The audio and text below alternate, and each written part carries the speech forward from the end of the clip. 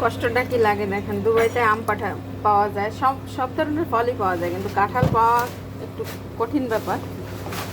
পাইলেও তার দাম যে পরিমাণে নেয়, এই কাঁঠালগুলো কম করে হলেও 200 দিরহাম নিত, 200 দিরহামের বেশি। তো বেচারি পাঠাইছে, উঠায় প্যাকেট ট্যাকেট করে ফ্রিজে রেখে দিছে, ওইভাবে ফ্রিজারে আর রাখেনি, নষ্ট হয়ে গেছে কাঁঠালগুলো। মাছ নিয়ে আসছিল, মাছের সাথে মাছ তো আছে, মাছগুলো ঠিক ছিল, মাছ ফ্রিজারে রাখছিল, এখানে কাঁঠালগুলো।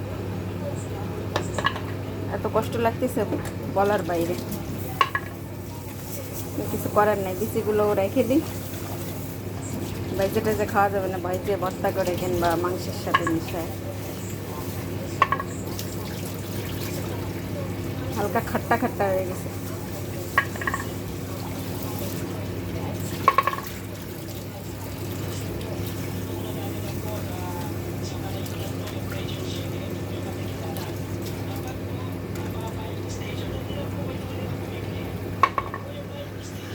হ্যাঁ, নসিবে না থাকলে যা হয় আর কি।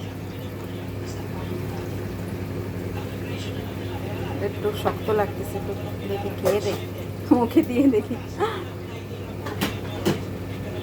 না, হালকা খাট্টা হয়ে গেছে, এটা খাইলে ডায়রিয়া হবে না।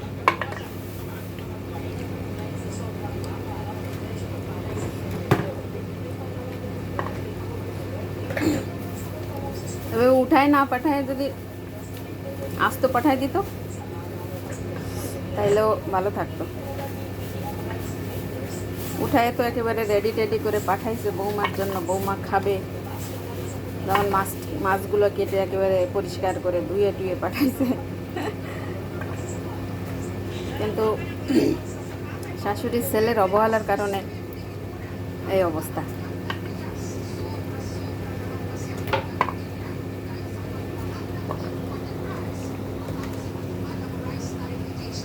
যতগুলো কাঁঠাল ছিল, এই করিস না, অনেক দামি কাঁঠালের বিচি, ওই জায়গা অনেক দাম, মানে 7-8 জনে খেয়ে আমরা শেষ করতে পারতাম না, এত মজার কাঁঠাল ছিল।